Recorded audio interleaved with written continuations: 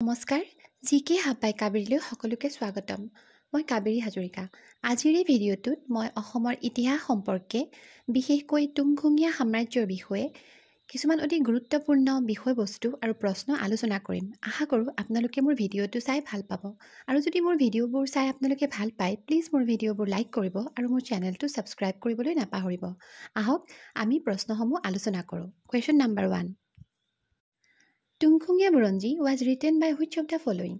তুংখুঙীয়া বুৰঞ্জী তলত দিয়া কোনজন ব্যক্তিয়ে লিখিছিল? অপশ্যনবোৰ হৈছে option A Dutiram Hazarika, option B Srinath Duara Barbarua, option C Hemchandra Goswami, option D Golap Chandra Barua আৰু শুদ্ধ উত্তৰটো হৈছে option B Srinath Duara Borbarua.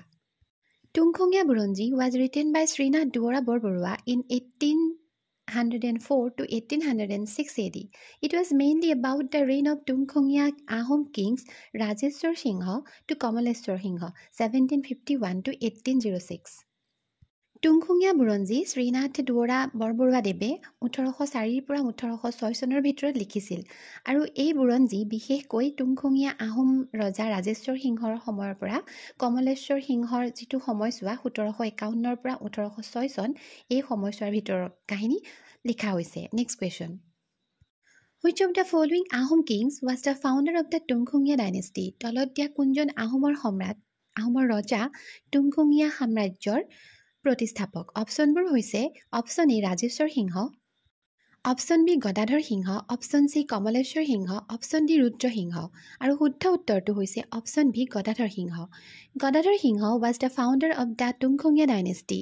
The dynasty has derived its name from the village Tungkhung or Tingkhang in Upper Assam where they had their ancestral residence. তুংখুঙীয়া সাম্ৰাজ্যৰ প্ৰতিষ্ঠাপক হৈছে স্বৰ্গদেউ গদাধৰ সিংহ আৰু এই সাম্ৰাজ্যখনে ইয়াৰ নামটো লাভ কৰিছিলে আপাৰ আছামৰ যি তুংখুং বা টিংখং বুলি যিখন গাঁও আছিলে সেই গাঁওখনৰ পৰা লাভ কৰিছিল আৰু সেই গাঁওখনতেই এই গদাধৰ সিংহৰ যিসকল পূৰ্বপুৰুষ এনচেষ্ট্ৰেল ফ'ৰফাদাৰ আছিলে তেওঁলোকে তাত বাস কৰিছিলে। Next question the Tungkhungia dynasty rule in Assam in which of the following period? Tungkhungia সাম্ৰাজ্য অসমতে কোনটো সময়ছোৱাৰ ভিতৰত সেই সাম্ৰাজ্যখন আচলতে আছিলে?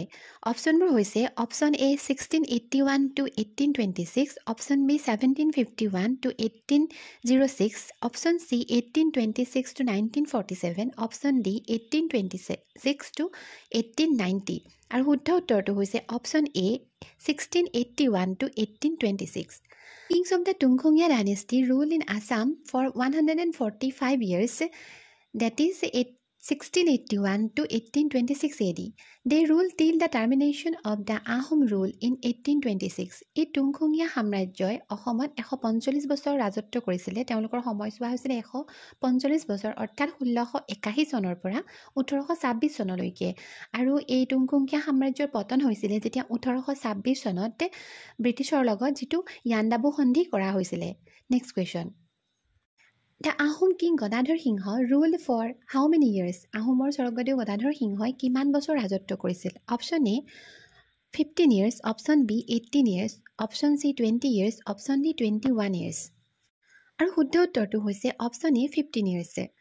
স্বৰ্গদেউ Gadadhar Singha also known as Supatwa ruled the Ahom kingdom for 15 years from 1681 to 1696. স্বৰ্গদেউ গদাধৰ সিংহ তেখেতৰ আহোম নামটো আছিলে চুপাতফা আৰু তেখেতে 15 বছৰ ৰাজত্ব কৰিছিলে অৰ্থাৎ তেওঁ 1681 চনৰ পৰা 1696 চনলৈকে তেওঁ শাসনভাৰ চলাই আছিলে। Next question the famous Umananda temple at the peacock island in the middle of the river Brahmaputra in Guwahati was build by which Ahom king?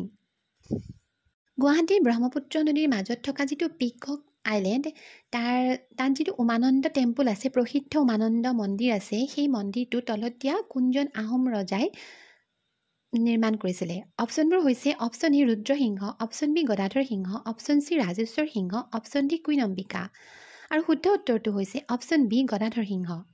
It was build in the year 1694. It is a Shiva temple আৰু এই প্ৰসিদ্ধ উমানন্দ মন্দিৰটো 1694 চনত নিৰ্মাণ কৰা হৈছিল আৰু এই মন্দিৰটো এটা শিৱ মন্দিৰ।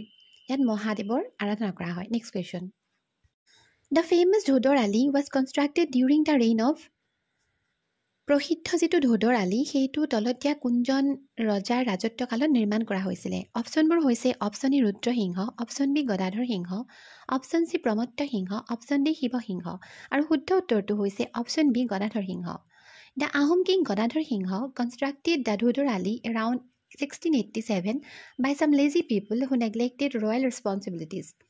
The road is 212 km long starting from Golaghat to Dibrugarh. Ahom Swargadeo Gadadhar সিংহই তেওঁৰ শাসনকালত 1687 চনত এই ধোদৰ আলিটো নিৰ্মাণ কৰিছিল কিছুমান ধোদৰ জৰিয়তে ধোদ অৰ্থাৎ লেজি পিপল মানে এলেহুৱা মানুহৰ দ্বাৰা নিৰ্মাণ কৰিছিলে আৰু সেই ব্যক্তিসকলে ৰাজকীয় যিবোৰ দায়িত্ব আছিল তেওঁলোকে সেইবোৰ সুচাৰুৰূপে পালন কৰা নাছিলে আৰু গতিকে তেওঁলোকক শাস্তি হিচাপে এই ধোদৰ আলিটো নিৰ্মাণ কৰিবলৈ দিছিলে আৰু এই যিটো ধোদৰ আলি সেইটো 212 কিলোমিটাৰ দীঘল ই গোলাঘাটৰ পৰা ডিব্ৰুগড়লৈকে next question Which Ahom king recognized Bihu as the national festival of Assam? তলতীয়া কোনজন আহোমৰ ৰজাই বিহুক অসমৰ জাতীয় উৎসৱ হিচাপে স্বীকৃতি প্ৰদান কৰিছিল অপশ্যনবোৰ হৈছে option A Gadadhar Singha option B Rudrasingha option C Pramatta Singha option D Siva Singha আৰু শুদ্ধ উত্তৰটো হৈছে option B Rudrasingha the Ahom king Rudrasingha gave patronage to Bihu or recognized Bihu as a national festival of Assam. And also the first one to celebrate Bihu in the courtyard of Rangghar. Ahom Swargadeo ৰুদ্ৰসিংহই বিহুক বিশেষ মৰ্যাদা প্ৰদান কৰিছিলে আৰু তেওঁ বিহুক অসমৰ জাতীয় উৎসৱ হিচাপে স্বীকৃতি দিছিলে আৰু তেওঁই হৈছে সেইজন প্ৰথমজন ৰজা যিজনে ৰংঘৰৰ বাকৰিত পোনপ্ৰথমবাৰৰ বাবে বিহু অনুষ্ঠিত কৰিছিলে next question Two Ahom kings were known as বুঢ়া ৰজা One was Pratap Singh and the other was দুজন আহোমৰ ৰজাক বুঢ়া ৰজা বুলি জনা যায় এজন হৈছে স্বৰ্গদেউ প্ৰতাপ সিংহ আৰু আনজন কোন অপশ্যনবোৰ হৈছে option A Supimpha option B Rudrasingha option C Gadadhar Singha option D Sukapha আৰু শুদ্ধ উত্তৰটো হৈছে অপশ্যন চি গদাধৰ সিংহ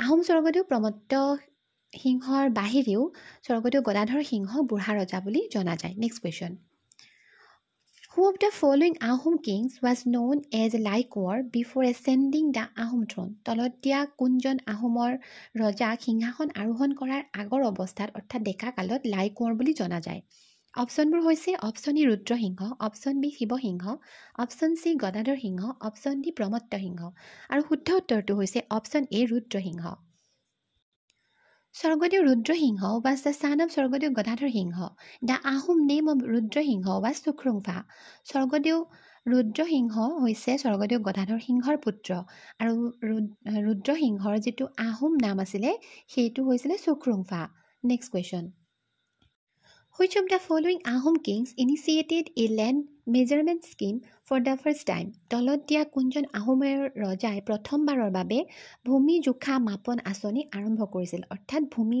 জোখাৰ যিটো ব্যৱস্থা কিদৰে মানে মাটি জোখমাখ কৰা যায় সেই প্ৰথাটো তেওঁ প্ৰচলন কৰিছিল অপশ্যনবোৰ হৈছে option A Pratap Singha option B Gadadhar Singha option C চুহুংমুং আৰু অপশ্যন ডি ৰুদ্ৰসিংহ আৰু শুদ্ধ উত্তৰটো হৈছে অপশ্যন বি গদাধৰ সিংহ গদাধৰ সিংহই মোগলসকলৰ পৰা এই ভূমি জোখা প্ৰথাটোৰ বিষয়ে আঁচনিৰ বিষয়ে তেওঁ জানিব পাৰিছিল আৰু পিছৰ পৰ্যায়ত তেওঁ নিজৰ ৰাজ্যত যেতিয়া তেওঁ ৰজা হৈছিলে তাৰপিছত তেওঁ নিজৰ ৰাজ্যত সেই মানে যিটো আঁচনি বা যিটো ভূমি জোখা যিটো আঁচনি সেইটো তেওঁ আৰম্ভ কৰিছিলে বন্ধুসকল আশা কৰোঁ আপোনালোকে আজিৰ ভিডিঅ'টো চাই ভাল পালে আৰু যদি আপোনালোকে মোৰ ভিডিঅ'বোৰ চাই ভাল পায় প্লিজ মোৰ ভিডিঅ'বোৰ লাইক কৰিব আৰু মোৰ চেনেলটো ছাবস্ক্ৰাইব কৰিবলৈ নাপাহৰিব ধন্যবাদ